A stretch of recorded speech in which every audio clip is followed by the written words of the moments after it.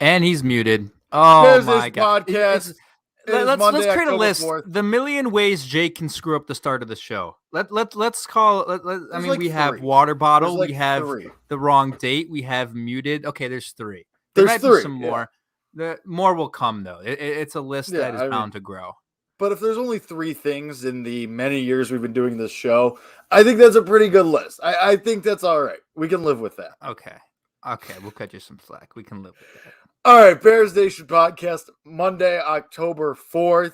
And you know what, Kevin? I really thought this was going to be a happy show today. I really thought today was going to be about It's gonna be happy. good vibes. Well, I'm upset, and we'll get into that. Aww. But I don't think I'm the only one because there's a lot to be upset about because there's a certain man, a certain coach who just can't get out of his own way. But we'll get to that because first we do need to talk about the happy stuff, and we need to talk about the Bears beating the Detroit Lions, getting back to 500. Justin Fields playing really well, having a bounce back game after the absolutely dreadful performance that came against the Cleveland Browns 2 weeks ago. And, so we'll talk about the happy stuff. Justin Fields looked great. He had we saw a passing attack that actually worked. We saw passes down the field. We saw the running game just absolutely clicking. We saw the defense getting takeaways and absolutely just being pushed forward and being given life through the offense actually showing signs of life. And we saw the defense play with some spunk and with some swag, and you love to see it. And so you're back at 500, and it brings you to a new place because if you had fallen to 1-3, we would have been saying, okay, season's over, you're screwed. Let's just start, see who we can get some experience, see who can look good for the rest of the years, and we'll punt to next year. But you're 2-2 now, and you are getting into probably the toughest part of the schedule, which we'll get to. But it feels more doable to get to the playoffs now. It feels like the dream is still alive, especially because just the amount of difference we saw between Matt Nagy's game plan and Bill Lazor's game plan, which it was confirmed that Bill Lazor was the play caller. Justin Fields, it showed, and he said, Bill's always calm when he's in the headset. Bill's always calling the plays. Funny. And, sometimes Coach Nagy is a little chaotic, and he's got other things to worry about. Wild statement and really a damning statement from Justin Fields about Matt Nagy. But we're talking about the happy stuff still. And man, it is nice to see a downfield passing attack. It wasn't the flashiest game. It was, Justin Fields didn't put up gaudy numbers, but he put up numbers, which is more than you could say about his first start against the Browns. So a lot to take away from this game, this win against the Lions, and a lot to get excited about as the season continues. A lot to be very excited about, and I'll tell you why. And this relates to, Andy Dalton versus Justin Fields in a way, and what the differences we saw in the offense from a statistical standpoint. Justin Fields in week 4, again, pending, we're recording this 5 o'clock on Monday Night Football, pending whatever the heck the Raiders in charge do. First in the NFL in average intended air yards with 13.2. First in the NFL in average completed air yards in week 4 among all quarterbacks. For reference, Andy Dalton, in those two categories, last in the NFL. Justin Fields, first in the NFL in air yards to the sticks, was 3.6, which is a stat that shows the amount of air yards ahead or behind the first down marker on all attempts for a passer. Okay, so the metric indicates that the passer is attempting passes past the first down marker, or if he is relying on his skill players to make yards after the catch. First in the NFL in that category. For reference, Andy Dalton, last in that category. Highest graded deep ball rating among a Bears quarterback since 2006 per Pro Football Focus. Jake, it was everything we thought it would be. This is why I picked the Bears to win against Cleveland, because this is what I thought we would be seeing from Justin Fields. That's why I picked them to win this game 31-13, although it wasn't that big of a margin. It was a win by 10 points. It was a pretty dominant win, I would say. And this provides hope for what your offense can do, what your team can do, and how you can start to operate as a team. Because although, we'll talk about the defense, and boy, did they get bailed out at times, this was still a game where you felt comfortable throughout it because you had confidence in the offense's ability to get down the field. And it wasn't just Justin Fields making throws. It was the running attack. We have to talk about David Montgomery going down with an injury. You Don't want to see that. They've ruled out an ACL, I believe. They're checking on MCL.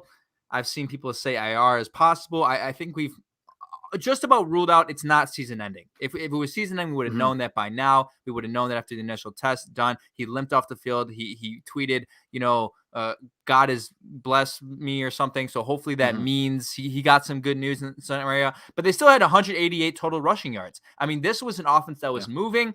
And what a surprise it was. What a surprise, Jake. I mean, who could have seen this coming once you switch play callers? It's not like we had the evidence last year or anything. It's not like we knew this was like, this is what I told you. I said, the reason why I'm picking the Bears to win 31-13. I know a lot of people probably listen to the show said, you're fucking stupid. Why are you picking them to win by that much? Why are you picking them to win by so much? Because this is a capable team with Bill Lazor. This is a capable offense. This is an offense that does things. This is an offense that goes deep. This is an offense that runs under center more than they run, not more than they run under shotgun, but more than they do under Matt Nagy. This is an offense that has creativity with Wildcat, with Justin Fields lining up as a wide receiver, and then you have a jet motion sweep to Darnell Mooney with Dave Montgomery as the quarterback. It's versatile. It's different. It's successful, and it can win you football games. So there was a lot to love offensively. I can't really pinpoint a whole lot of things I didn't love. I mean, those rushing statistics are huge. And obviously Justin Fields is the storyline, although you said no flashy numbers. The number, I go back and watch the highlights, and there are 4 throws that I see where I'm like, holy shit. I mean, you've got so when I said that, I was talking you go to the box score and it doesn't pop out to you. You don't say, "Oh my God!" Like look at Justin Fields. You had to watch the game to be wowed by Justin Fields. But a couple things. I mean, one on Justin Fields, something you've said on this show over and over again is that he doesn't make the same mistake twice. That he learns, and especially he'll learn on the fly. We saw that in the first deep ball to Darnell Mooney. Darnell Mooney had to adjust a little bit, had to make a really nice catch to his credit.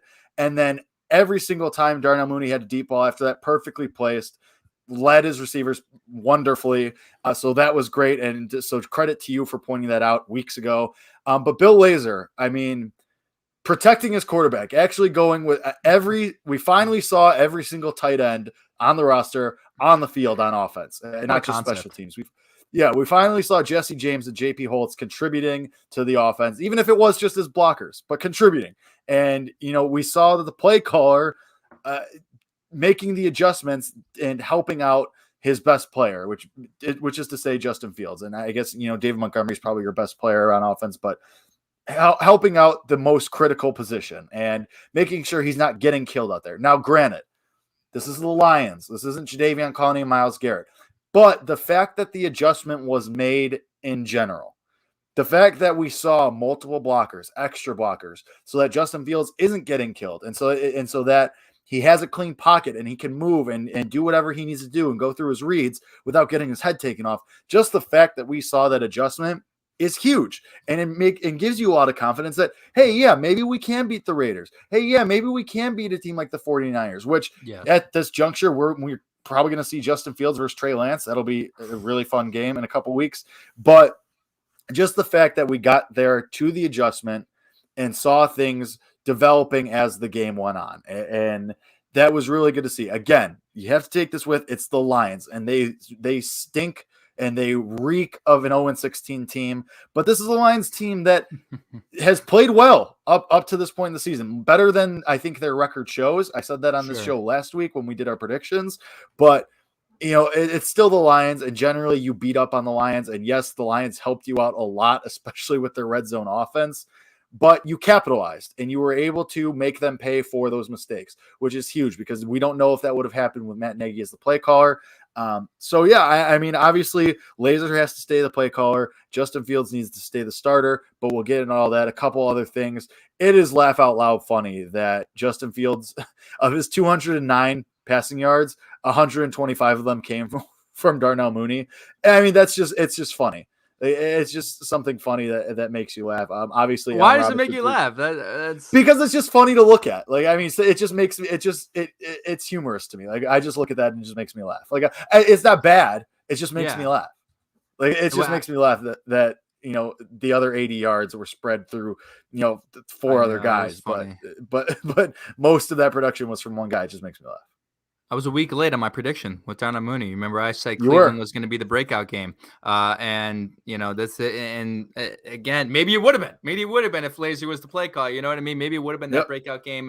And this just goes to show he might be his favorite target. I mean, he targeted Allen Robinson in a lot of situations for sure.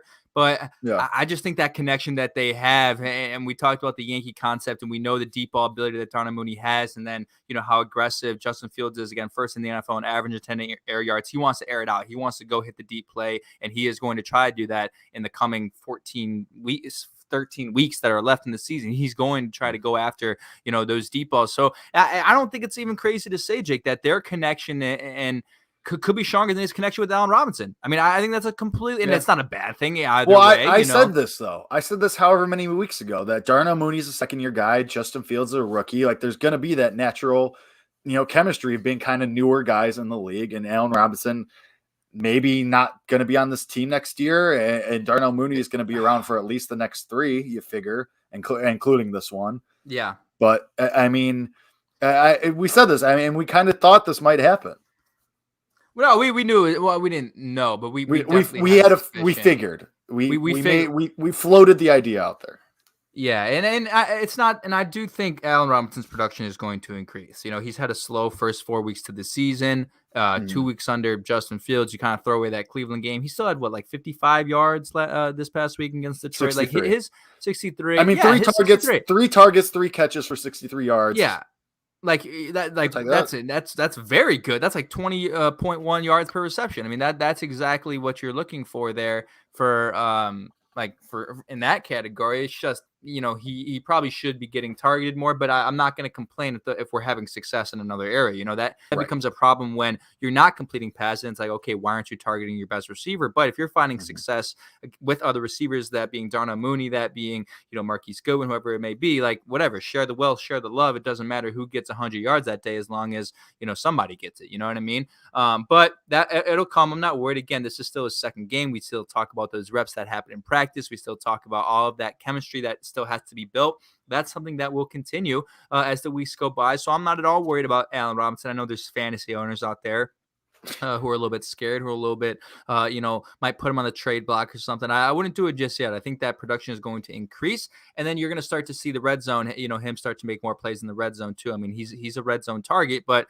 on Sunday they chose to run the ball 3 times, 3 rushing touchdowns, whatever. You score touchdowns anyway. A touchdown in any capacity is healthy for Bears fans. So we'll take it. But yeah, I like the connection that I saw. Justin Fields had pinpoint accuracy. It was the Justin Fields that we expected as advertised, the one that you expected to get. But as I do say that, something popped in my mind. I still don't Bill Lazor called a great game. I still don't know why we're not doing more design runs. I still can't get that through my head. You have the play action, you have the bootlegs, you have the right play designs and the play calls throughout the game to set up a design run, and it hasn't happened yet. I mean, I don't think they called one. Lazor's first game as play caller, and what really is Justin Fields. I mean, I would consider this his true first start in which you actually had time to be a quarterback and not, a man on the run.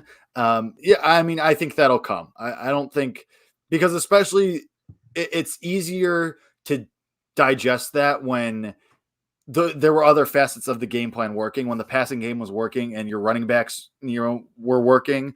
So I think that'll come with time. I mean, it was easy to just, take what the Lions gave you with Damian Williams and David Montgomery and through the air.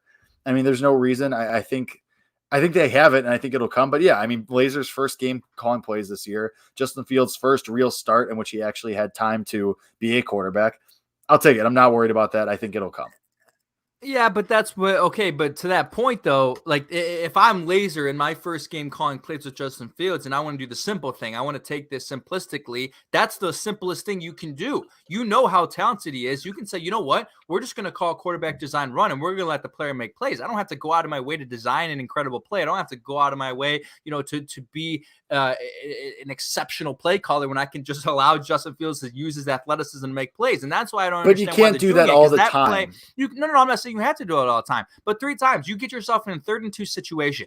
That should be one of, if not the most confident plays you have to your disposal on 3rd and 2. And I've said that for weeks. You watch the Ravens, you watch the Cardinals, you watch what they do in those situations. That should be money zone for Justin Fields, outside zone. Use your athleticism to push in for a first down. I mean, that should be easy. You saw what he did to that Lions defender on that spin move that turned into that pass interference. Again, that's no secret to anybody. We know what he possesses from an athleticism standpoint. I just would like to see 1 or 2. Let's see it happen once or twice. I think it doesn't have to be 6-7 times, but let's see it more than. Well, more than I think you have to consider the consider the narrative, consider the situation that you were in. Like you just said, we know Justin Fields can run. We know that can happen. I think after the Cleveland debacle and after everything that happened, I think the most important thing for this game was establishing your formations, establishing that you have a passing game, and getting in a rhythm first through the air, because obviously you're going to pass more than you have design runs on a week-to-week basis. So I think considering everything that had happened the previous week, and considering that we assume Lazier's going to be the play caller going forward, no matter how much Matt Nagy wants to say, well, at the end of the day, everything goes through me. Screw all that. The most important thing for this game was establishing that rhythm and establishing what Justin Fields is comfortable with. And I mean, we assume that he's comfortable with a whole hell of a lot, but getting into that rhythm and getting into those comfortabilities with those formations and with those checks. And that was the most important thing for the next, 13 weeks, because at the end of the day, that as a whole is going to make or break your season more so than how many designed runs you have per game, because he can do that. That's true. Yeah, no, you make a great point there. I do think a lot of this game, they saw this as that opportunity. You pick the right. If there were any point in the season where shit were to go south and you had to make changes with the play call, you had to internally kind of break things apart and really find the core of the issue, it was when it happened. I mean, after week 3, you face an easy Lions opponent at home. This is the perfect game to experiment, get acclimated with a new play caller with Justin Fields and Bill Lazor, just kind of work out the kinks of that relationship. That timing worked out perfectly because we know the rigorous schedule that faces them now. The next 4 games you have Oakland, Las Vegas, which I think is a beatable team in all honesty. You have Green Bay, which I think that game is at home. Undefeated at home. I wouldn't say they're favored to win that game right now. Is it possible? We'll see coming down the stretch. It's possible. It's possible. You have the Niners, which I think is a winnable game. Trey Lance versus Justin Fields. And then you have the Buccaneers, who you beat last year. Anyway, rigorous 4-game schedule coming up. Perfect game to work out the kinks. Now let's talk about who you might be missing for those 4 games. You might be missing Dave Montgomery, but let me tell you why I'm not that worried. Dave Montgomery has been one of the best running backs in the NFL this year. Without a doubt, that's without a question. He's 4th among all running backs in total yards. I mean, what he's done after contact has been incredible as well. He has been at 2 touchdowns on Sunday before getting hurt. Phenomenal. However, running back is the most replaceable position in the NFL. It is. People thought the Ravens season was over when they lost J.K. Dobbins. Baltimore ranks 3rd in the NFL in rushing yards per game, despite losing J.K. Dobbins. Now, that number is heavily influenced by Lamar Jackson, but the Bears' number could be heavily influenced by Justin Fields if they decide to use that as well. But the running back is the most replaceable position in the NFL. 49ers lose, Raheem Mostert every freaking year. Some random undrafted rookie comes in and rushes for 110 yards a game. This happens every single team. Anyone who follows fantasy football should know that, because they're the guys that are picking up on the waiver wire every single week. And now you look at the Bears and their situation. Damian Williams looked really good yesterday, actually. In the time in which he was replacing Dave Montgomery, he scored a touchdown. He hasn't looked great throughout the first 3 weeks of the season, but I guess we can chalk that up to Matt Nagy's play calling as well, and some of the blocking. And then you have Khalil Herbert, who has a little bit of burst, a little bit of speed, and then our guy Jake come off the practice squad would likely be Artavis Pierce if I had to guess. And we know some of the things that he can do.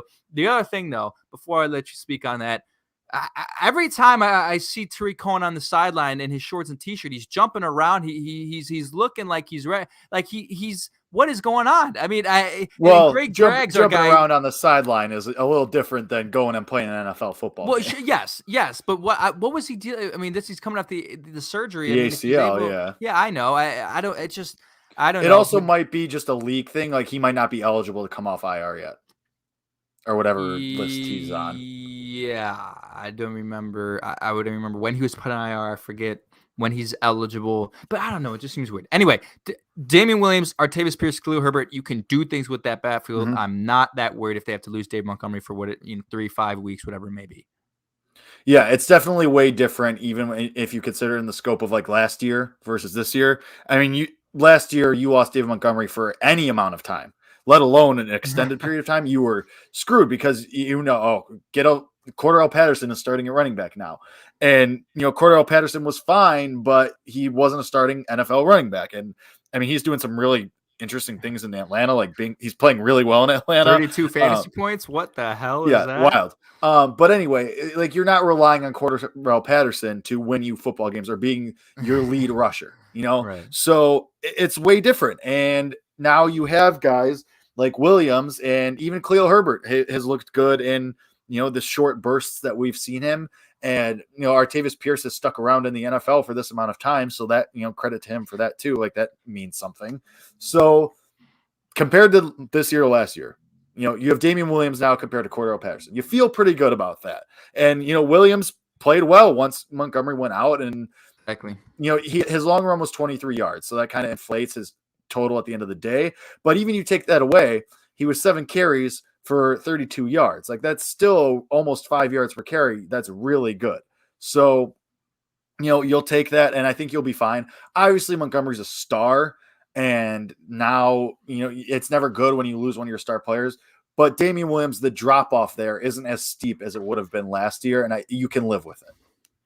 If the Chiefs lived with it in their Super Bowl run in 2020 or 2019, sorry, I think the Bears can live with it. You know what I mean? Right, exactly. They relied on him in the final 4 games of the season in the most important time in their franchise history. I think the Bears can rely on him as well. So yeah, I'm not worried about it. But again, like if you are, this goes back to what we just talked about 5 minutes ago. If you are worried about if the front or if the coaching staff is worried about that and they don't like what they pose from a rushing standpoint, okay, throw in a guy who could be just as good a rusher as those 3 guys, and that's Justin Fields. So that goes back to the whole design run, the run aspect. I mean, look at the Arizona Cardinals. That team's 4-0. Can you tell me how fantastic their running backs are? I mean, they're working with James Conner and Chase Edmonds. I mean, what are we talking about? You know what I mean? Like it really shouldn't matter. That's as long gross. As you get exactly as long and Chase Edmonds is a good receiving back, and James Conner. I don't know. He's fine. Like Jordan Howard. He's like Jordan Howard. That's who he reminds me of. You know what I mean? And their careers are actually very similar.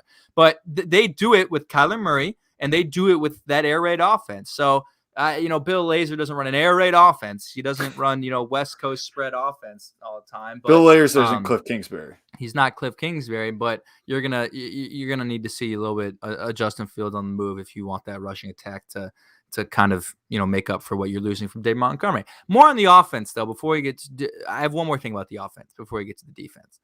Tight ends take a long time to develop in the NFL. I understand that. Everyone understands that, not always, but traditionally. I think traditionally that is the case. I'm not entirely sure about Cole Kmet right now. And look, he's not necessarily getting many targets. He hasn't had a whole lot of opportunity to, put things on display. But our EP Justin Kaufman was just talking today about how bad he thought the safeties looked and how bad Deion Bush looked or whatever. And then Tashawn Gibson's injured. And I will never stop thinking about that 2020 draft, where you could have had Antoine Winfield and you went for Cole Kmet, and then you look at, I will never let go of that. And I don't know what we're doing with him. I don't know. I don't know if I like what I see out of him. I don't know if they're utilizing him incorrectly. That is very, very concerning to me. I'm not entirely sure if we're getting our value out of that 2nd round pick at the moment. Yeah. I mean, you're not for the most part, just because what you thought you were getting, because you thought you were getting a guy who could contribute more in the passing game and catch more balls, to be a guy who would be a threat over the middle of the field. You haven't seen that. I do think part of that is just opportunity. Like he's just in his year plus here, year and a quarter here, he hasn't had much opportunity. The Bears offenses have been crappy. So, hopefully with Justin Fields continuing to be the starter and Bill Lazor continuing to be the play caller, you start to see those things. Because again, what I said not too long ago, earlier in the show, the point of this week was getting in a rhythm, getting your formations down, because it's the Lions. You can test things and you can kind of ease things in. Now, in this next 6 weeks, these next 6 games, can't really afford to do that. You got to go. You got to know what you're doing, know what works, and execute it. The Lions, they're a punching bag. You can test some things out a little bit. So hopefully we see the Cole Kmet usage start to ramp up a little bit. Even the tight end usage in general, though, I think is something we need to see ramp up a little bit, because you can't rely on Darnell Mooney and Allen Robinson exclusively going forward. And your rushing attack isn't going to have that good of a game every week, because you're not going to play the Lions every week. So I think we'll see it start to go up a little bit. I mean, we also need to see signs of life from some of these other wide receivers too. Marquise Goodwin, Damiere Byrd. We need to see signs of life from these guys at some point. And I think it's going to slowly but surely happen as long as Justin Fields remains the starter, which we'll get to, and Bill Lazor remains the play caller. So we'll see. I'm not setting the ship out to sail on Cole Kmet just yet, just because I just don't think he's gotten the opportunities that, I don't think he's gotten a fair shake. No, he hasn't. And look, we have to treat him the same way we treat the other position groups and the other players when we talk about who has been unable rather to develop under Matt Nagy. He may very well fall under that category. You know what I mean? So, and I you do think about the times where he shined last year. It was the Lions game when Bill Lazor was the play caller. It was the Packers game when Bill Lazor was the play caller. So again, that the verdict is out on that. We have to wait a little bit to figure out whether he really is. I mean, you're not going to declare him a bust, but you want to see more than one target. You want to see more than 2 targets. You want to see more than 1 reception. But also, you want to see more than 3 targets for Allen Robinson too. Yeah, so, exactly. Exactly. So I think it'll come. I think it's just patience. We can't make sweeping judgments or blanket statements off this one game. We got to let the sample size grow a little bit. After this tougher stretch, then I'll be willing to take a hard look at who's being used and how, and then we can kind of make some determinations. But after one game against the Lions, in which you were mostly just getting your feet under you as an offense, I'll wait. I'm willing to wait a little bit, because even I think the Raiders game is going to be a tough game. I do think it's a winnable game, but their defense is not very good. So you'll still have some opportunities next week too to, implement some more things that you want to do on offense. But go ahead. You got one more thing? No. I was going to say that is a very winnable game. Yeah. So the defense, obviously they had their issues. Deion Bush didn't look great. Tashaun Gibson was out. Eddie Jackson still continues to just kind of be there. But Alec Ogletree, 10 solo tackles, 12 total.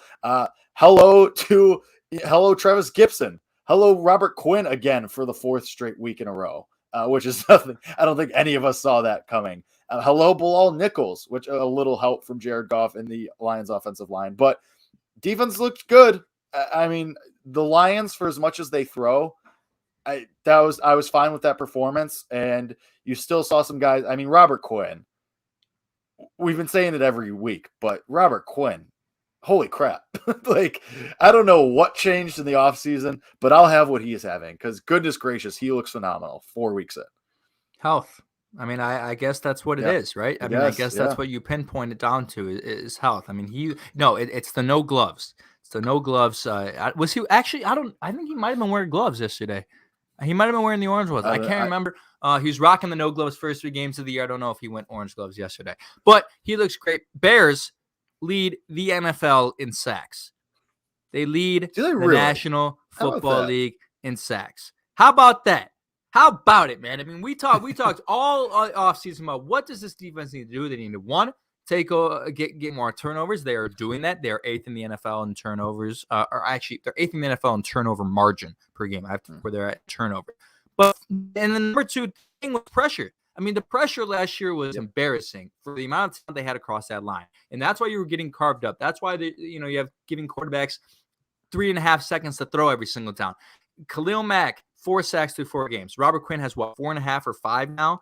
He might have 5. A strip sack on Sunday, making plays, getting the turnovers. The linebackers in general, as Chicago for Real says, I think that's Justin, our guy typing there, have been phenomenal. You look at Alec Ogletree, who has that tip ball in the end zone that saves a touchdown. I'm not going to say it saves a game, but it saves a touchdown. You have Roquan Smith, who week after week is unbelievable. You have Mack, and then you have Quinn. Now we talk about Akeem Hicks. goes out early with a groin injury. Don't know what's going Yeah. on. If I'm being completely honest, this defense is survivable without Akeem Hicks at this point in his career. I think we have gotten Jake. I think we've gotten past the point where there was times, and this is still true to a certain point. Akeem Hicks is a phenomenal player. I think we're past the point where losing Akeem Hicks for a game crumbles your defense. I think we are past that point if Robert Quinn is playing the way he's playing, and So, linebackers are flying the way they're flying. Couple things. Robert Quinn 4.5 sacks, and Khalil Mack 4. So pretty good. Hicks, Here's the thing.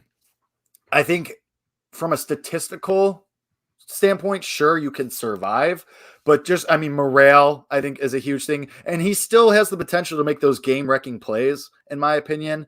So you miss that. The thing is, too, if Eddie Goldman's going to continue to be out, then that's a significant hit. Khyiris Tonga, he's played great. He's for a 7th-round pick. That penalty was kind of BS on him. What's he supposed to do there? That's the second week in a row where Khyiris Tonga's gotten a penalty that I don't think he deserved. But if you have Eddie Goldman there, I think, yes, you can absolutely survive without Akeem Hicks. I think with the both of them out, it's a little bit tougher sledding. Yes, and I think the Lions versus these opponents who you have coming up in the next few weeks is going to be a little tougher, and I don't think we'll be so quick to say, oh, yeah, you can survive without Akeem Hicks. If Eddie Goldman comes back, and who the hell knows what's going on there, but if Eddie Goldman comes back this week, okay, yeah, I'm with you. You can survive without Akeem Hicks for a couple weeks. Fine. But I still think you're a better team with him there. Well, yeah, no, you are, but there were people, and there were times where losing Akeem Hicks felt like it was crumbling the defense. Felt like you were a different team without him, and I don't know. I think we're past that point. Is all I'm saying. Obviously, you want to have Akeem Hicks on the field. Hell, I want him out on the field. When I saw him try, I was like, shit, no, you don't want that to happen. But as far as him being the anchor of that defense anymore, or really, I don't know if he's ever really the anchor, but that influential of a piece to where you felt lost without him. I think we're past that point. And that's not docking Akeem Hicks. That's not knocking him anyway. That's not anything against him. It's just the talent that you have around him now is picking up the slack. And now it's not so reliant on those guys at the middle because you have Roquan Smith who's there. You have Alec Ogletree who's playing well. You have Robert Quinn playing extremely well. You have Khalil Mack who has stepped up from last year. He's almost got half as many sacks through 4 games as he had the whole season last year. So these guys are playing better. That's what alleviates some of that pressure on needing Akeem Hicks there. I think that's really where I'm at with that and why I feel that way at this point. So because you felt hopeless, last year because no one else was getting pressure. No one else was getting there. And you're like, shit, definitely. Now Akeem Hicks is out. No one's going to get there. You know what I mean? Right. So that's why it feels different this year. And that's why I say that. So okay, that's fair. I'll get on board with you on that for sure because you didn't hit right. I mean, you outlined it already. I mean, Robert Quinn wasn't playing nearly this well. Khalil Mack wasn't playing as well. Travis Gibson. Hey, Goldman was out last year too. I didn't even out all year. Yeah, exactly. So yeah, I mean, you're right. Does Alec Ogletree continue to start once Danny Trevathan comes back? I don't think there's any reason to pull him, right? I have not posed that question. That thought. Yes, he continues to start. I mean, he does. I think he does. I mean, I don't. He's playing well. He's playing well. I mean, we talked and we have Josh Woods' testament on this. I think we have Clifton Duck's testament on this. Josh Woods actually on the other side of the field last week. He's a Detroit Lion now.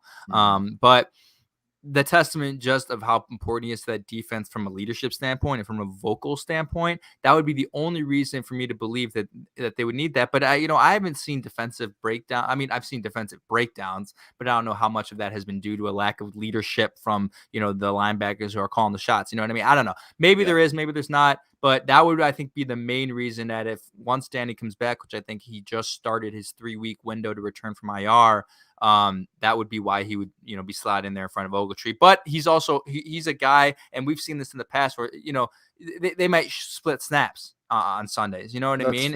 Yeah. And I have no problem with that. I feel very confident with Alec Ogletree.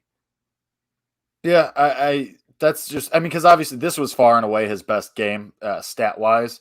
Just as far as this was his first game with double-digit tackles. Before that, he hadn't had more than 5, and that was in week 1. But I just think he's playing well. And granted, it's the Lions, so you have to kind of balance that. But it was just something I was thinking about. But Eddie Jackson's a ghost, man. He's just there. at this point. It's so yeah. I mean, He's just there. it really seems like it, honestly. At this, like, I freaking love Eddie Jackson, man. I really do. I mean, that man, made 2018 so electrifying. Was one of the most swaggy players on that team, but he's not as impactful as he once was. It's Yeah. almost at the point where if he's not missing a tackle, it's a win for us. You know what I mean? Like, we expect Eddie Jackson, ball hawking plays. We expect Eddie Jackson game changing plays. We're just not getting them as much. And we saw the forced fumble that happened. I think again, was that against Cleveland that he forced that fumble, or maybe it was against Cincinnati. But as far as him, being one of the best ball hawking safeties in the NFL, being a safety that goes after the football, and that is what his he has made his name for. And someone in the chat just said Bears need a safety that hits. Yeah, I mean, you don't need that. I mean, you see plenty of teams have success with safeties who don't hit that hard. I mean, look at Budda Baker, what he's able to do.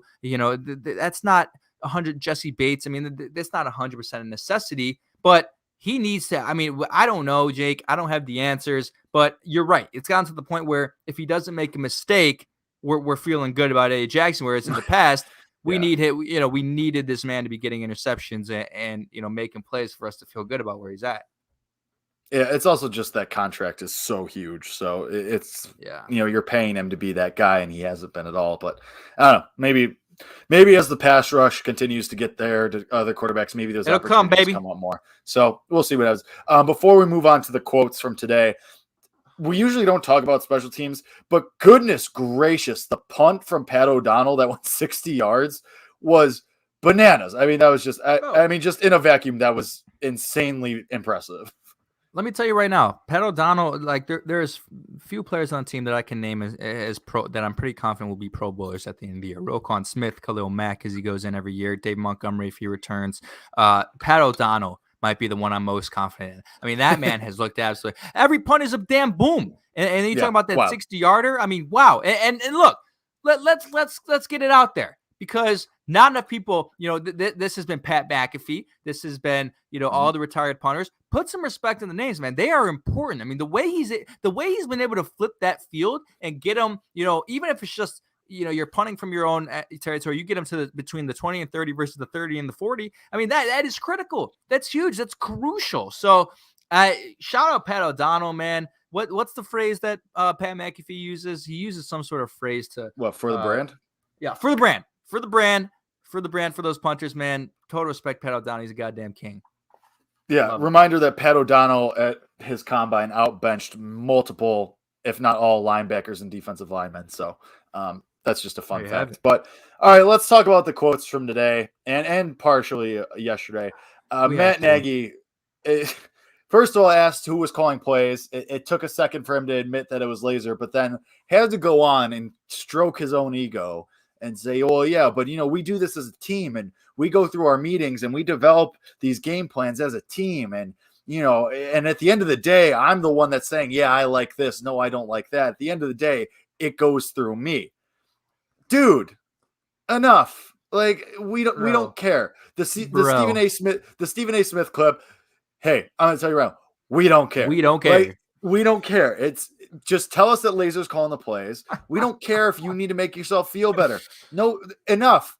We get it. Okay, yeah, you're a good players coach and you hold a room and you're a big character guy. Fine. You're not great at the technical stuff. You're not great at calling at leading an offense. And that's fine. There are many coaches like that in the NFL. And sometimes what makes you a good coach is your ability to delegate. Delegate. It's fine. It's clearly working. So I don't need to hear you for 5 minutes say, well, let's all remember, it's me at the end of the day. Like, I'm still the head guy. We know, dude. That's why you're called the head coach. But just realize your weaknesses. Lead, be a leader and lead and say, hey, I'm not good at this. So I'm going to give this to someone else who is good at it and can create a game plan and can keep my quarterback alive. So I don't need to just say, yeah, Bill was calling the plays. Boom, done. Let's move on. Because then you don't have to say either, and that's the last time I'll address it. Because then you go into the spiel that's obviously going to make people want to talk about it more. Bro, Kevin Fishbain tweeted out, I think he was the one that asked the question, said, the question was, who would you relegate? Did you relegate play calls or, any of that? 164 word response. 164 word response. And Kevin Fishbain is like, this is what my life is. This is the life of a Chicago Bears, beat reporter. It could have been 2 words. Bill Lazor. 2 words. You turned in 164. Just answer the question. So what the hell are we doing? Just answer the damn question, man. I mean, what the hell? Did this guy not take training about press conferences? I mean, because the weird thing is, like, Matt Nagy seems like surprisingly open to the media, like in other capacities. Like when I watch the press conferences, like he seems like he doesn't seem like he hates talking to the media. He just doesn't give the right answers to the media. It just makes zero sense. And is there a master class online or something about how to talk and press? There's got to be something. And whatever it is, I'm buying it for him for Christmas. I'll send it to his house. If he's got a PO box or something, I'll send him a free master Just class. Send it to Hallis Hall. Yeah, Hallis Hall. I'll write a letter. George McCaskey gets those letters all the time. So yes, needs to do that. But let's talk about the other one, Jake. Oh my God. I mean, we were having such a great week or day on Sunday. Oh, it was freaking phenomenal. Bears win. I felt barely good. gave Justin us Fields 24 hours. Didn't Bro, even we give us can't get 24 hours. We can't get 24 hours. I mean, we get 6. Is that what we get? How many? No. Because how many hours did we get? Well, because he said it this morning. Did he say it at post-game? That was today. I thought. No. Okay, it was this Monday morning. The post-game comments was the play caller. The quarterback comment was this morning. Okay. I thought it was. Was it? Okay. Whatever the hell it happened, it still happened, and it shouldn't have happened. Matt Nagy doubles down, triples down, quadruples down, whatever comes after quadruple. Lost count at this point. And he's our freaking starter when healthy. After Justin Fields puts on that performance, the team looks freaking electrified. The team looks excited. You win a football game, and seeing Justin Fields smile for the first time on the sideline was great. It made me happy. It was great. Anyway, and then it was great because he wasn't smiling too much before that, and he's not really that animated of a guy. He's not that emotional of a guy when it comes to smiling and things like that. When I watched him at Ohio State, he was always it's fucking game time. Let's go straight face. Let's play football. Where goes one though? Asked what was the Dalton comment? It was the comment that when asked who's the quarterback going forward, Matt Nagy has said what he has said since week 1. If Dalton is healthy, it's Dalton. Justin's a 2, Foles is a 3, and everybody is like, I don't like. Again, Jake, what the fuck is wrong? Like, I don't understand how he's for his sake. He and Jake and I texted this to Jake. He has every single ability to save his job. He really does. I know there's people out there who think there is an 100% chance he gets fired. That is not the case. If they win football games, because his resume has always been about the record. If Justin Fields remains the starter, because you want to know why, Jake? They sell out the stadium every week if Justin Fields is the starter. And this front office loves selling out the stadium, and they love jersey sales, and they love concession stands, and they love the money that pours in when you start the rookie Justin Fields. It's in front of him. He could save his job, and he's not going to do it. Why does he want to be fired? Jake, at this point, I think he does. He doesn't want to be here anymore. No, I'm serious. No. I was going to say, you're not the only one asking that question. There have been people with bigger platforms than ours who have asked that question at this point, because it's an insane commitment to. If this is a bit, as someone who's committed to a lot of bits in his life, this is an all-time commitment to a bit. If this is what it is, because I mean, what are we doing here? It's so immediate. Not even 24 hours. Not even 24 hours from kickoff. This was at like 10 a.m. this morning, Central Time. But made no sense. And this commitment to Andy Dalton when Justin Fields clearly. I mean, do you think Bill Lazor, Bill Lazor probably damn near passed out when he heard this, right? Yeah, well, no. Hey, of course Bill Lazor knows this was coming because everything's internal, and we as coaches, we meet on Mondays, and on Mondays we talk about everything, and then ultimately everything goes through me. So no, Bill Lazor is probably not surprised to hear it, but he's still probably banging his head somewhere. Yeah, Bill Lazor is about to quit before the end of the year, man. I mean, this dude is Jesus, man. But obviously this is frustrating. This is annoying for Bears fans, but this has serious implications when you talk about Justin Fields' development. I mean, like Jake said in the beginning of the show, this is a player who, bounces back consistently. And I think it's evident it's just going to get better by developing on the field. What the hell is like? You are going to ruin the kid if you sit him back down and not let Right. let him look at a tablet for 4 hours. Like what?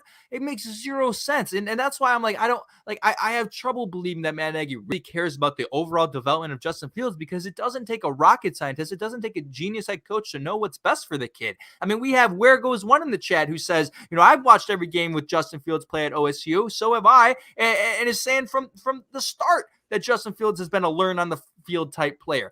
Everybody in the universe knows that, but he doesn't. Like at this point, I don't like. We talked about the pinky promises, Jake. We talked about the blind loyalty to Andy Dalton, and I thought we were past it. I did. I thought we were past it once. You got lucky. You got lucky with the injury. He got to give him a chance without having to hurt anybody's feelings for any particular reason. And from there, it could have all been in the past. And this was the perfect situation. This was the perfect situation. We talked about that 2 weeks ago. Perfect. Literally on a gold platter. On a gold platter. And he fucked it up. Up.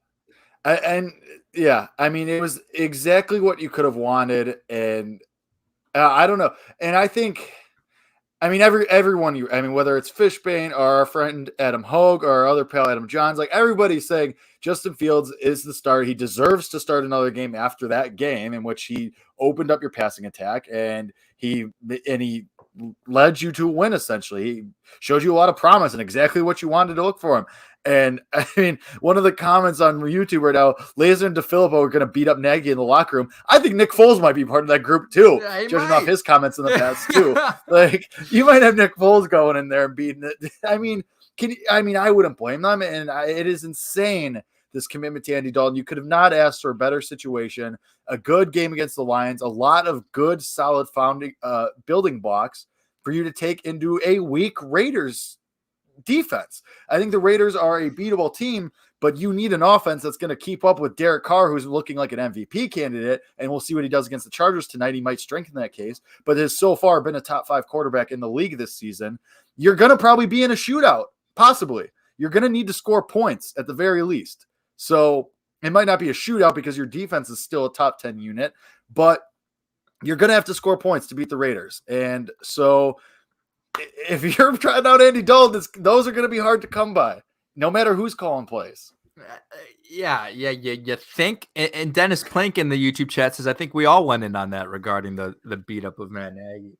The whole fans, as our guy Greg Baggs Jr. would say, are ready to riot if that actually happens. We'll show up to Hallis Hall with some signs and stuff. But the other thing too, like we've talked about the implications and things, but it's just part of it is about confidence too. And I don't know, like obviously Justin Fields is going to buy into what Matt Nagy says, and he says that in the press conference. This is my head coach. I'm going to buy into it.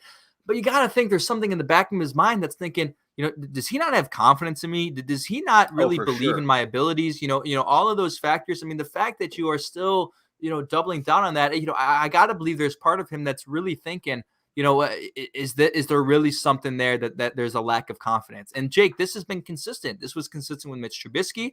I don't even know if it was consistent with Nick Foles, but that lack of confidence has existed before. And he noticed that. Justin knows that. Justin recognized that. And I wonder if he's thinking, this feels like the same thing for me. No, I think a better example would be look at Miami. Look what Brian Flores is doing with Tua Tagovailoa when he's healthy. Yank him.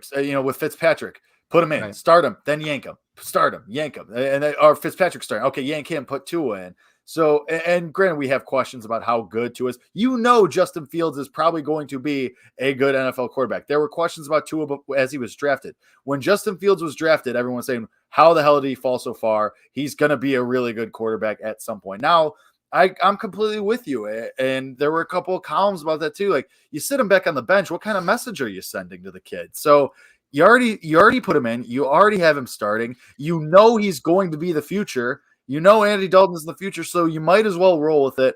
And, granted, it was the Lions, but your offense looked good for the first time. It looked fine against Cincinnati, but your offense looked wire to wire really good. And so might as well just build upon that. And there's no reason not to, except if you're Nagy and you're worried about hurting Andy Dalton's feelings, I guess. You said, what are you telling the kid? What are you telling the team? That's what I want to focus on. What the hell are you telling the team, man? I mean, I wasn't at the game. I wasn't able to look at the sideline, but you feel it. You feel it. You feel it when Justin scores and the excitement that there is from his teammates. And it's not like that isn't there with Andy Dalton or any quarterback for that matter. Obviously, your team's be excited when you score and you do things well. But it's you know it's different. You know the team is electrified. I mean, it does again. Like these players are human. They know what's best for their team. They see it in practice every day. They have the game evidence. They watch the tape.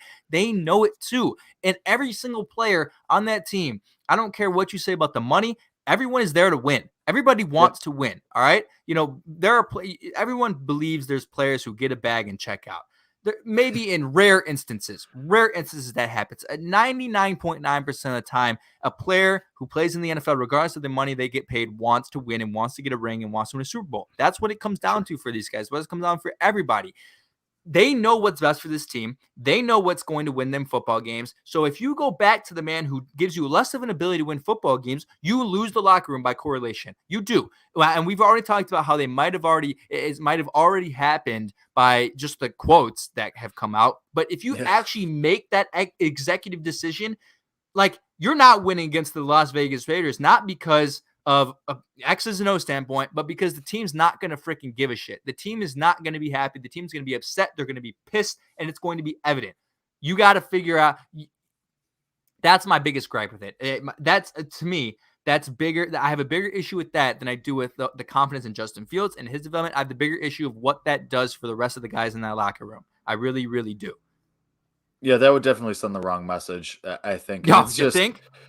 So I mean, we don't know. This might have been, Matt Nagy might have told Justin Fields last Wednesday that, hey, you're going to start. And might have just been playing this weird game with the media and with the fans. But I mean, at what point are we, we could talk about this more on Wednesday in our preview show, but I mean, what's it going to take for you to be worried that Andy Dalton's going to start? Or are you already there? Here's what I'll tell you. If he practices full. If he practices in full, I'll be worried because for all we know, the only reason he has not started the past two games is because of an injury. That is, obvious. I mean, obviously he was not eligible to play in those two games. Right. Now, we don't know what the case would have been if he was healthy. We don't know if the games are true. We don't know. I mean, I believe that they are. So if he's a full participant in practice and he is eligible to play, and I see that on the practice report on Wednesday, I will be legitimately worried that he's going to be dumb. Because what reason do I believe that he wouldn't be dumb enough to do that? You know what I mean? Yeah. So I agree. That's it for me. What is it for you? Because it's the health for me. Yeah, I mean, I'm with you. I think he would, even if he's a limited practice ones, I think 2 full practices, maybe even 1, honestly, but just 2 full practices for sure. I would be worried. I don't. Because it's just so insane. And it drives us all up the wall because we all know what the best course of action is. And we don't have a legitimate reason for what Andy Dalton brings to the table other than he's a good guy. Like we don't have any real reasons and it does not make sense. And obviously it's Monday. So we're going to find out more as the week goes on because we got 6 days until we have an answer to this question because we know sure as hell that Matt Nagy's not going to tell us before Sunday, probably. Game time decision. We're going to evaluate it at game time. Oh my God. Can you imagine not telling your starting quarterback that he's going to be the quarterback on Sunday? Seems harmful to a rookie quarterback. Yeah. Seems harmful to a rookie quarterback's development. And let's also, I did want to kind of note this too. Justin Fields is only the second rookie to get a win. Or he's the third rookie now to get a win this year. Zach Wilson sneaks it out against the Titans. And then Mac Jones's win was against a rookie, against Zach Wilson.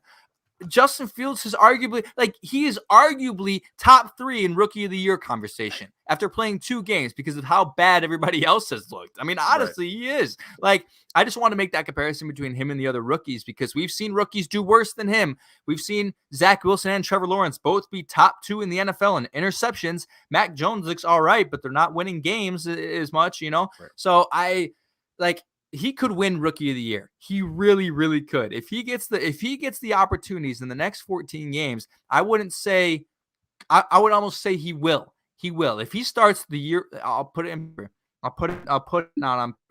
on tape.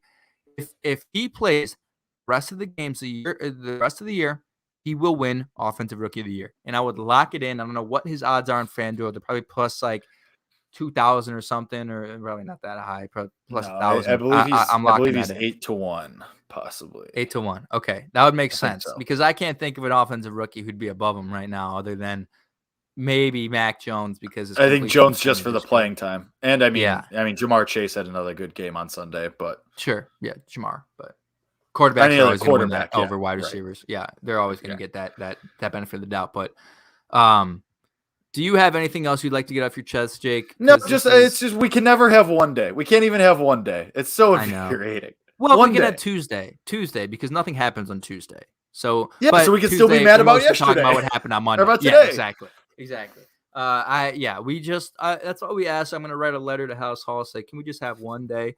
We're gonna have it one day. That's all we want is one day. Okay. One day. 24 hours. I had some other stats written down. Not really. I had one. I never got to. Bears I think I did mention this though. They're top 10 again in turnover margin per game. All teams in the top 10, other than Indianapolis, are 500 or above. Just goes to show you how important a turnover margin is to winning football games. And if they continue on this rate of turnovers, whether it's off the shoulder pad of Jared Goff or not, it's still in the hands of your defense. That's going to win you football games. And number two, just some exciting news. Jarrett Payton, Walter Payton's son, now works for WGN, presents that Walter Payton Man of the Year honor, will be on this show in the very, very near future. Just want to throw that out there. We're going to have a lot of fun with that. So a little promo on that. It's going to be great talk with him. He's a great guy. So we have that coming up. And yeah, that's it for the little promo there. Great job by Kevin there. Really, really great. Really great PR for the show right there. But no, I think that does it for this. Our final moral of the story: it's winning is more fun than losing. Justin Fields starting is more fun than Andy Dalton starting. Winning is more fun than losing. That's basically it. I just want to hammer that one home. You're back at 500. You have a tough slate coming up, but winnable games. And I mean, we're going to find out a lot about the Bears over these next 4 weeks, but we'll talk about that and more. We'll talk about this Raiders game that is coming up in this next week. And we'll talk about that on Wednesday at 7 p.m. right here. Chicago Bears, Bears Nation podcast. All of our YouTubes, Twitch, Twitter, who knows if Facebook or Instagram will be back. I could live without it personally, but whatever. Anyway, yeah, Kevin, always a pleasure. I'll talk to you Wednesday. Yeah, going to be a lot of fun. Be on the lookout for that Jared episode too. But yeah, we'll see you Wednesday, my man. All right, we'll see everyone Wednesday. Thank you for listening. Thank you for watching, commenting. We appreciate all of you. And as always, bear down. Bear down.